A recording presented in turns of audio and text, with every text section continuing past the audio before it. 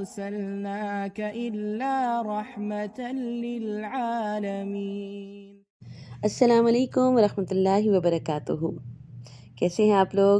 امید ہے کہ بالکل خیریت سے ہوں گے۔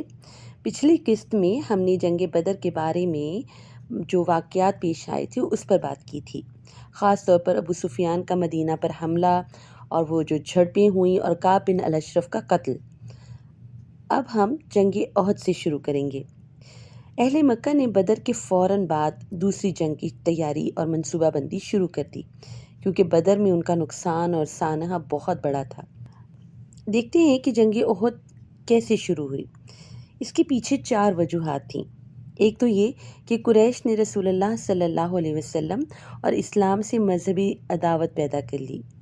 دوسرا یہ کہ جو اپنے رشتہ دار انہوں نے کھوئے تھے بدر کے موقع پر، جو قتل ہو گئے تھے، ان کا بدلہ لینے کا زور تھا اور ان کی خواہش تھی۔ ایک اور بنیادی وجہ بھی تھی کہ ان کا معاشی نقصان ہوا تھا۔ مدینہ منورہ جغرافیائی طور پر مکہ سے شام جانے والے قافلے کو آپس میں جوڑتا ہے۔ مسلمانوں نے شام جانے والے تمام راستوں پر قبضہ کر لیا اور ان کے لیے رستہ بند کر دیا۔ اسے قریش پراپر طریقے سے یا مؤثر طریقے سے شام کے ساتھ تجارت نہیں کر سکتے تھے۔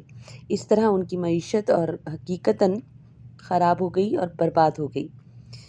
ایک اور ریزن تھی جو چوتھی تھی، وہ تھی سیاسی ریزن۔ نبی کریم صلی اللہ علیہ وسلم اب ان کے لیے سیاسی خطرہ بن رہے تھے، اور چونکہ اسلامی ملک جو ہے وہ پروان چڑھ رہا تھا اور اسلام کا بول بالا ہو رہا تھا اور بہت سے قبائل اسلام کو قبول کر رہے تھے، تو یہ ایک تھریٹ تھا قریش کے لیے۔ جنگ احد جنگ بدر کے 1 سال کے بعد احد پہاڑ کے قریب ہوئی۔ قریش نے 1 سال تک اس جنگ کی منصوبہ بندی کی اور تیاری کی۔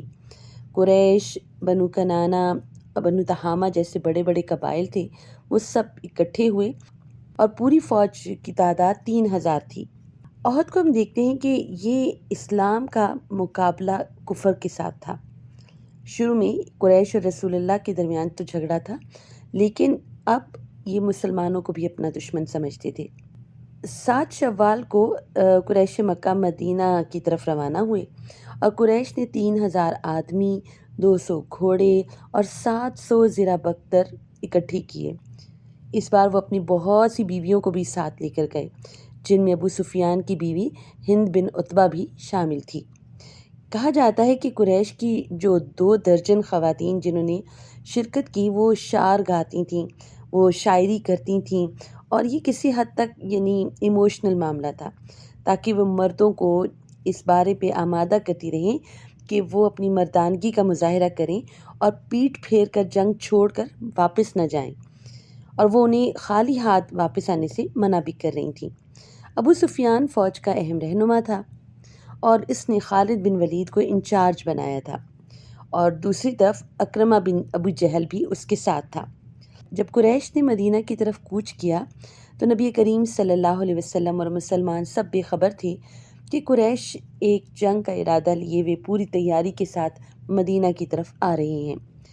نبی کریم صلی اللہ علیہ وسلم کے چچا عباس بن عبد المطلب، جو کہ اس وقت مکہ ہی میں تھے، انہوں نے کہتے ہیں کہ خبر دی نبی کریم صلی اللہ علیہ وسلم کو، اور جیسے ہی قریش کی فوج روانہ ہوئی تو عباس نے مکہ سے ایک خادم کو بھیجا جو رسول اللہ صلی اللہ علیہ وسلم کو دشمنوں کی آمد کی خبر دینے گیا، اور اس کے بارے میں اس نے تفصیلی خط بھی پہنچایا۔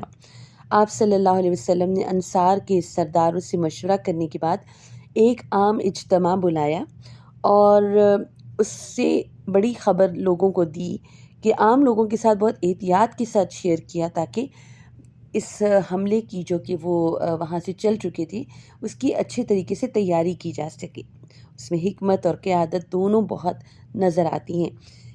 پھر نبی کریم صلی اللہ علیہ وسلم نے اس اجتماع سے پوچھا، جن لوگوں کو بلایا ان سے مشورہ کیا اور ان سے پوچھا کہ آپ کے خیال میں ہمیں کیا کرنا چاہیے۔ تو اس سلسلے میں سب سے پہلی جو رائے دی گئی وہ یہ، کچھ لوگوں کا خیال تھا کہ ہمیں مدینہ میں رہ کر جنگ لڑنی چاہیے، اور کچھ کہہ رہے تھے کہ ہم اپنے آپ کو ایک محفوظ قلعے میں دیکھ رہے ہیں، شاید مدینہ کے باہر جا کر۔ تو مختلف لوگوں کی مختلف رائے تھی۔ تو مدینہ منورہ ایک بڑا یونیک شہر ہے، اس طرح کہ اس میں بہت سی پروٹیکشن ہے پہلے سے ہی۔ اس کے مشرق اور مغرب میں جو ہیں پہاڑ ہیں، جن کو آتش فشاں چٹانوں سے بنے ہوئے پہاڑ ہیں، اور اس کو الحرۃ الشرقیہ اور الحرۃ الغربیہ کہا جاتا ہے، اور اس کے اوپر کوئی چڑھ نہیں سکتا، چل نہیں سکتا۔ تو وہ تو ویسے ہی پروٹیکٹ کرا تھا دو سائڈز مدینہ کو۔ شمال میں احد کا بڑا پہاڑ ہے، اور جنوب میں قبا کی طرف کھجوروں کے درخت ہی درخت تھے، اور وہاں پر باغات تھے۔ اور ظاہر ہے کہ جب آپ کے پاس کھجور کے باغات ہوں تو اس کو کوئی فوج اس پر مارچ نہیں کر سکتی، تو کھجور کے درختوں کی وجہ سے لڑائی ون آن ون لڑائی نہیں ہو سکتی تھی۔ نبی کریم صلی اللہ علیہ وسلم نے مدینہ میں رہنے والوں کے لیے اور شہر کی قدرتی تحفظ سے فائدہ اٹھانے کا مشورہ دیا کہ اگر فوج حملہ کرتی ہے تو اس کے نتیجے میں گلی گلی لڑائی ہو جائے گی۔ اگر ہم مدینہ کے اندر رہ کر لڑیں گے تو مسلمان جو سے ہیں وہ آسانی سے جنگ جیت سکتے تھے، کیونکہ رکاوٹیں لگ سکتی تھیں، جال بچھائے جا سکتے تھے۔ لیکن نوجوان جو صحابہ تھے وہ کہہ رہے تھے کہ ہم مدینہ سے باہر جا کر ان سے لڑیں گے، اور ہم اس کے لیے تیار ہیں۔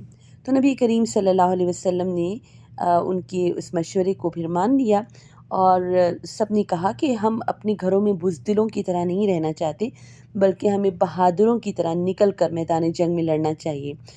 اور پھر ایسے لوگ بھی تھے جنہوں نے بدر میں شرکت نہیں کی تھی، اور ان کا خیال تھا کہ اب اگر دوبارہ دوسری جنگ ہو رہی ہے اور تو ہم اس میں بھرپور شرکت کریں گے۔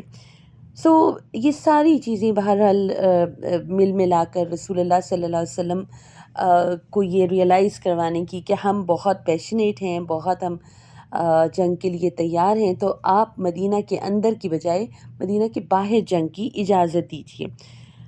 اس وقت کچھ بزرگ صحابہ تھے وہ خاموش رہے، یہاں تک کہ جب رسول اللہ صلی اللہ علیہ وسلم نے محسوس کیا کہ اکثریت کیا کہہ رہی ہے کہ آپ کو باہر نکلنا چاہیے، باہر نکل کر جنگ لڑنی چاہیے، تو اس پر پھر آپ نے اتفاق کیا، اور پھر آپ نے اپنی زرہ پہنی اور آپ تشریف لے گئے تیاری کے لیے۔ یہاں پر بات ختم کرتے ہیں، اور اس قسط سے ہم یہ سیکھتے ہیں کہ جب بھی کوئی بڑا معرکہ ہوتا تو نبی کریم صلی اللہ علیہ وسلم سب کی رائے کو سنتے، اور جس پر اکثریت مانتی اس کو مان لیتے تھے۔ اس جنگ کے مزید واقعات کیا ہیں، انشاءاللہ وہ ہم اگلی قسط میں بیان کریں گے۔ السلام علیکم ورحمۃ اللہ وبرکاتہ۔ أرسلناك إلا رحمة للعالمين